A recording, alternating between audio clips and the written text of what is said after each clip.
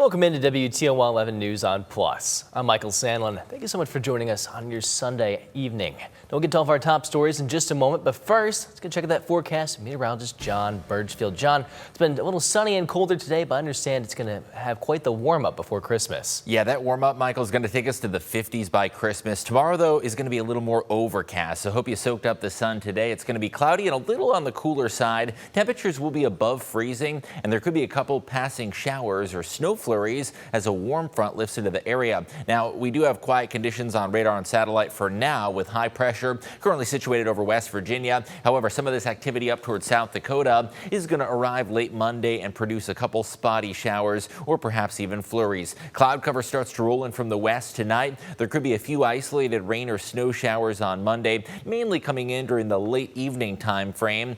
Again, very sparse in nature. And then after that, the big story is going to be the warm up ahead for your Christmas. The next 4 days lift us up into the 40s Christmas Eve and 50s Christmas Day. Plus, I'm tracking a few showers. You'll see that coming up in just a bit.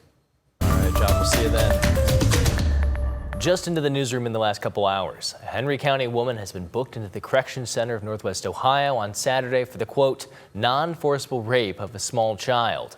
According to Henry County clerk documents, 32-year-old Mara Silva engaged in sexual conduct and abuse with a 6-year-old child from October 16th through October 29th. Silva has been indicted on charges of endangering child abuse and felony rape.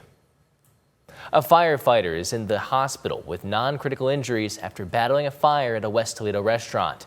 Toledo Fire says crews were called to the Breeze Bar and Grill on Monroe Street around 7:45 this morning. The fire was mostly contained to the back of the building, but there's still smoke and fire damage, so the restaurant will be closed for some time until the health department clears it for reopening. Now, it's not clear what led to that firefighter being hurt, and the cause of the fire is still under investigation. It's not suspected to be suspicious, though. The building was vacant and locked when crews arrived. Two 18-year-old suspects are facing charges after they were found with a stolen car and evidence linking them to multiple other thefts. Now, according to the Monroe County Sheriff's Office, Tanea Taylor of Monroe and James Harris of Ypsilanti were arraigned on charges of receiving and concealing stolen property. Deputies tracked their gray Nissan Altima using flock safety cameras, a vehicle that was reportedly stolen during an armed carjacking in Southfield, Michigan only hours earlier. The vehicle was spotted around 5:30 a.m. Saturday morning and located minutes later at a gas station on South Monroe Street. Both suspects were taken into custody without incident, and both are being held on $10,000 bonds. Now, anyone with information has to contact the Monroe County Sheriff's Office Detective Bureau at 734-240-7530. The mental health of many Americans remains a major challenge. A new poll from West Health Gallup Healthcare found Americans' views of their own mental health are dropping. The poll found for the first time adults who describe their mental health as excellent fell below 30%. That's a 13% drop over the past 6 years. Researchers say the COVID-19 pandemic appears to have been a turning point in how Americans view their mental health. Before the pandemic, people's views of their mental health were stable. Americans gave their mental health a 42% excellent rating between 2001 and 2019. That rating fell 9 points to 34% in 2020, about 8 months after the pandemic started. Some lawmakers and Epstein survivors are questioning the Department of Justice's handling of the release of files related to convicted sex felon Jeffrey Epstein. Chanel Call has more. The Trump administration remains under scrutiny over the Justice Department's handling of the release of files related to convicted sex offender Jeffrey Epstein.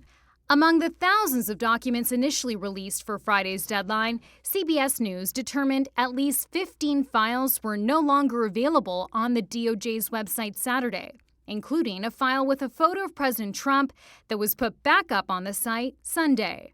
More than 500 pages were fully redacted, and lawmakers who push for this public release are slamming the DOJ. We want the files out. There's a pretty simple point. Who raped these young girls? Who covered it up? And why are they getting away with it?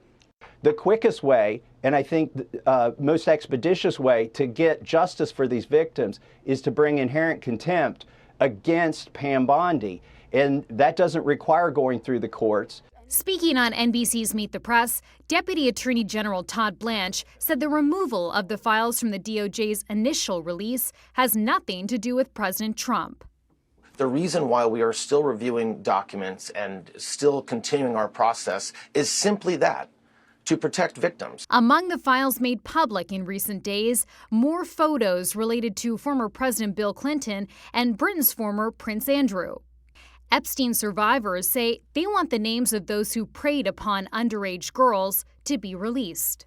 Are we protecting the survivors, or are we protecting these elite men that need to be put out there? On social media Sunday, the Attorney General reaffirmed the Justice Department's commitment to bringing charges against anyone involved in the trafficking and exploitation of Epstein's victims. Chanel Call, CBS News, New York. A basketball clinic held at Lourdes University today combined the sport with giving back. Next Play hosted their annual basketball clinic for girls in grades 5th through 8th. Coaches offered free instruction and brought in motivational speakers as well. Donations were also collected for 419 Cares and Team Recovery before and during the clinic. I had so many people willing to pour into me and my game to make me the type of athlete that I was. So how can I give that back plus more? I think being able to develop kids in the way I was developed, but then also say how can we take it a step further and pour back into those folks that have also poured into us. Now, if you still want to donate, organizers say they'll continue taking items for the next few days. Well, with Christmas just a few days away, shoppers are scrambling to finish their lists. But many say affordability is shaping how they spend. Dominique O'Neill joins us in studio. Dominique, you spoke to people today. What did they tell you? Well, Michael, I went to Levis Commons to see how last-minute shoppers are feeling, and some tell me their wallets have never felt tighter before the holidays. And many people I spoke with say prices, especially for toys, electronics, and everyday essentials, are making them think twice before heading to the checkout. Some shoppers say they waited until the last minute hoping to catch sales, while others say tighter budgets meant buying fewer gifts or setting strict spending limits.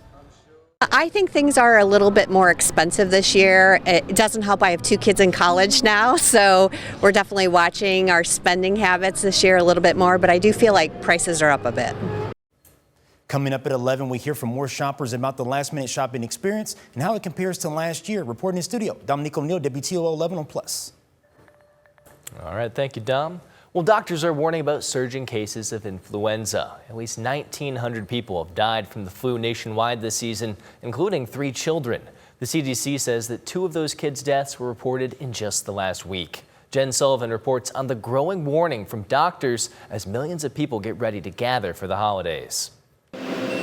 At the DC Public Health Lab, doctors are busy testing diseases that could become a public health concern. The really only time that people see us is when there's a public health emergency. Dr. Jocelyn Hauser is the director. She says doctors' offices and hospitals around the country send them swabs collected from patients. We receive those samples and log them into our information system. Those results are then sent to the Centers for Disease Control and Prevention. This year, the CDC is particularly concerned about growing cases of influenza.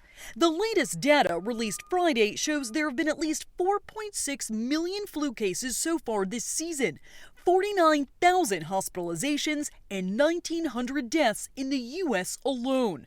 The dominant strain causing the surge in illnesses is subclade K, a mutation of influenza A. We think that this clade K virus is evading population immunity, meaning more people are susceptible to infection. While doctors in the CDC say the best protection is to get the flu vaccine, Johns Hopkins University professor Andrew Pekosh says this year the shot may not be enough.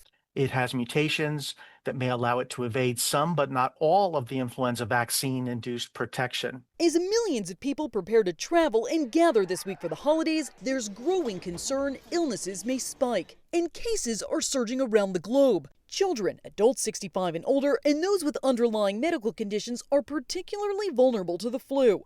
Medical experts are urging everyone 6 months and older to get the flu vaccine. Jen Sullivan, WTOL 11 on Plus. Runners and walkers dressed in their jolliest gear this morning for the annual Run Santa 5K at Levis Commons.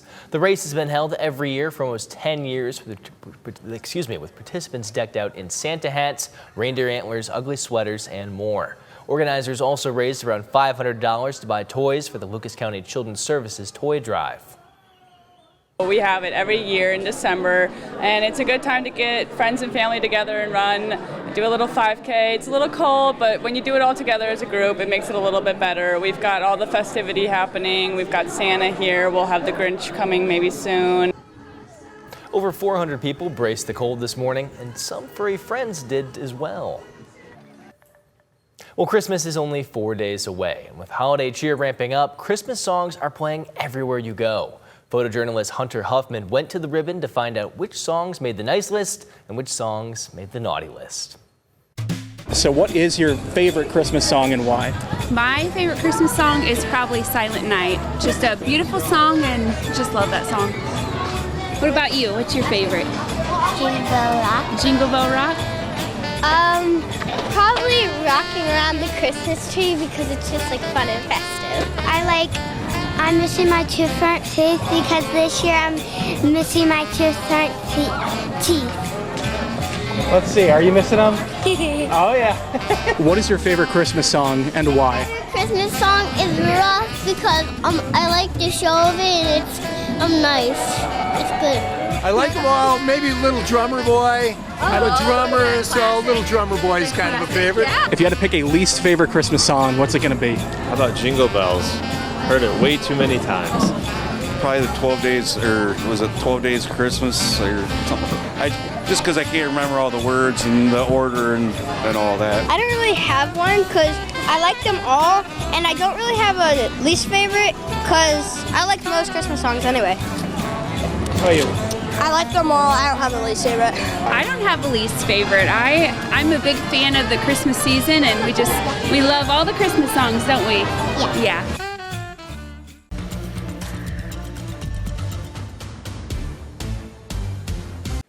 Well, if you're dreaming of a warm Christmas, I think you're going to like this forecast. Temperatures are going to be surging to the 50s by Christmas Day. Not going to break any records, but still going to be one of the warmer Christmases ever recorded in Toledo history. There could be a few spotty rain showers for the holiday, but I do think much of the day and days leading up to Christmas will be dry. Temperatures have fallen back to the upper 20s for your Sunday evening, so it is going to be cool tonight with those clear skies. Hope you soaked up the sun today because it is going to be a little more overcast into the week. High pressure overhead over West Virginia has kept us clear and sunny with clear skies across the Great Lakes. However, back towards the Dakotas, there are some showers, and we could see a little bit of light rain and snow Monday. Nothing that'll accumulate and really hardly even enough to wet the pavement. 38, so we are going to stay well above freezing, but there could be some spotty flurries and rain showers as well. Let's jump into the hour-by-hour forecast. Cloud cover rolls in tonight. It is going to be dry if you're heading into work tomorrow. If the kids have off school, it is going to be a dry day, but there could be some isolated snow showers and rain showers developing. This is going to be mostly during the evening time frame.